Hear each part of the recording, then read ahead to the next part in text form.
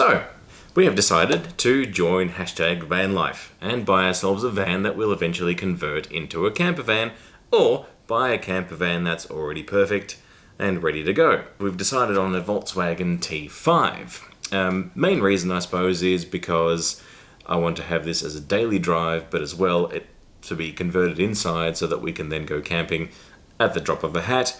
Or equally, if we've just gotten somewhere and we've decided, hey, let's spend the night here, you've got everything with you. You don't need to tow a caravan behind you. So, the first and most obvious thing is finding an actual van. Volkswagen T5. Go. White, white, destroyed, white, white, terrible inside. Oh, here's a camper that's already been converted. It's interstate. How much does it cost to register an interstate vehicle? Nearly $3,000. No. White, too old. White, white, white. Wait, what's this now? Red, 2014, T5. Kilometers are okay. Looks okay inside, bit beaten up. Outside's good. Lady owner. Florist. Did I mention red? Now this is promising. We might have to go and see this one. In fact, bye. 1 week later.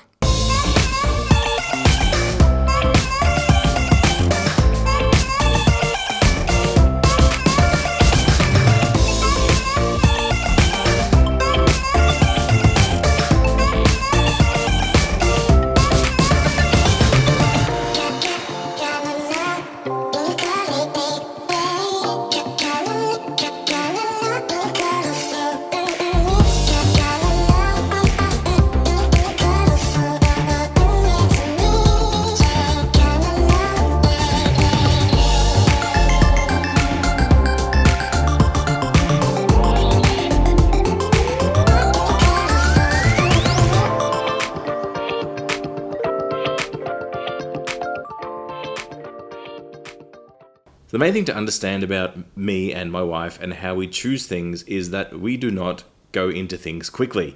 Usually, we will agonize on a decision for a very, very long time, unless that decision is really right.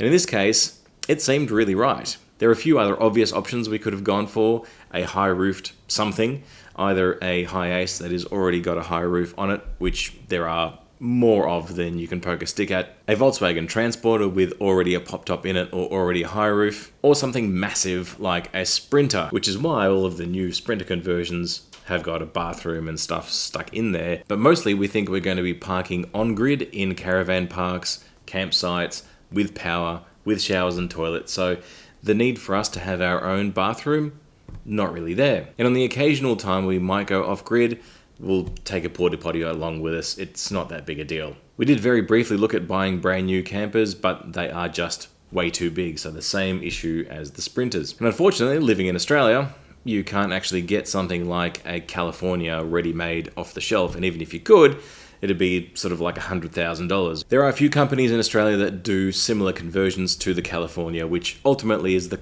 kind of setup that we're going to be looking for in our converted van once it's all done and dusted, probably years from now.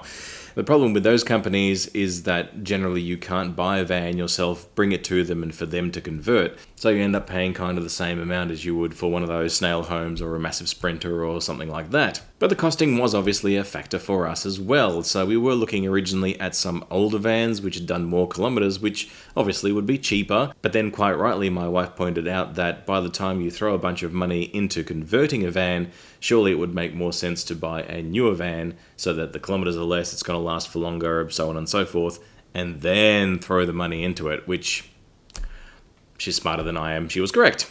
So obviously you can see we decided on the Volkswagen T5. A couple of reasons for that. First and foremost, we wanted this to be a daily drive. The other key thing about the roofline being that at the moment it's just under 2 meters, and once it's converted with the pop top, which is the eventual aim, it'll be just a smidge over 2 meters, meaning that you can pretty much fit under any car park in any shopping center or places like that. The other thing we wanted is something that can carry 5 adults at the moment, which you can see there's the bench seat in the back. It means that at the moment it's still a functional car or van, The rear seat actually folds forward and then rolls forward, so you pretty much have the entire cargo area free, should you wish to carry, a fridge or a massive set of shelves or something. The other thing we wanted was a van that drives like a car. The one thing about the Volkswagens that I read in the reviews before we bought this thing was consistently saying that it drives like a car. And now having had this thing now for a while, I can 100% tell you it does drive like a car. Yes, if you throw it around a corner really quickly, it will have a fair bit of body roll and it will feel a bit more vanny, and you have to go out into an intersection a little bit more to account for the long wheelbase to, make sure you don't mount a gutter with your rear wheel. But apart from that, it really feels like you're sitting in a car most of the time. And I have to say, the maneuverability on this thing is phenomenal. You can do a U-turn really easily. You can go around those teeny-weeny little... They're not that big. Teeny-weeny little roundabouts in suburbia and little industrial estates and stuff. Not a problem at all. Pretty impressive, actually. The other kind of van that we were looking for was a Toyota Hiace, or looking at least, was a Toyota Hiace. And the reason for that is that it's similar in that you can put a pop top in it, and it, is a smaller van than something gigantic like a Sprinter. The main negatives of the Hiace, and the reason we didn't go with it in the end, is that whilst the interior is a bit longer, it's also a fair bit thinner. And the main thing we wanted was to have a wide, or as wide as possible, rear bed. So the thinner the interior, the thinner the cupboards or the bed, it's a bit of a compromise we didn't want to make. At the same time, the main issue is that because in the Hiace the engine block is between the two seats, you've got a nice big center console, which is wonderful, but at the same time you have no walk-through and there's no nose in front of you. So basically your feet are almost at the front of the Hiace. So because in the T5 the engine is in front of you, you've got a bit more protection from a front-on collision, and you can walk through between the seats. So they're the main things we wanted, because eventually the two front seats will be able to swivel and face backwards to a sort of loungy table kind of area, which again you can't do in the Hiace. So the length of the Hiace, which probably allows you to have two extra rear-facing seats, means that you have to put in those two rear-facing seats, therefore negating some of your rear cabin space. And having driven a Hiace a couple of times before, it does drive a bit more like a van. So it has a bit more body roll, as far as I could tell, and your bum is sitting right on top of the wheels, which means that the shock and everything comes through right into your backside. Whereas in the T5, the wheels are actually in front of you, sort of in the wheel well, in the footwell, I should say, and the other wheel is way back there. So you're a little bit more counted in the middle in terms of suspension and ride comfort. So what about next steps? Well, at the moment it's a big, open, empty van. We can throw stuff in the back and camping things in the back, which we'll probably do in the interim until we're able to get in line to have this van converted. The one company that I'm looking at the moment, they've got an over 12-month waiting period from now. So potentially this video series will go for a long time. But at the moment we can use it to some extent, throw some things in the back and just go camping as is with a few minor tweaks. So that's probably the way we'll do it. The very next immediate thing that I need to get done though is to fix the stereo.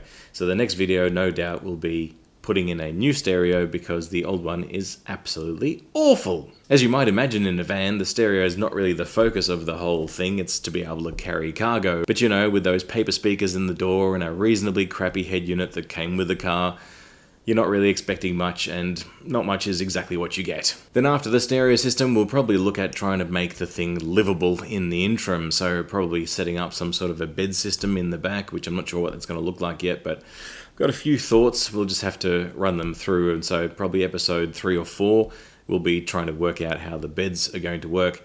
We'll need to install some fly screens, probably, so that we can have the doors open, again, being Australia, insects, flies, everywhere. You're never more than 3 meters away from a spider. So that's about it for episode 1. I hope you enjoyed the purchase of the van.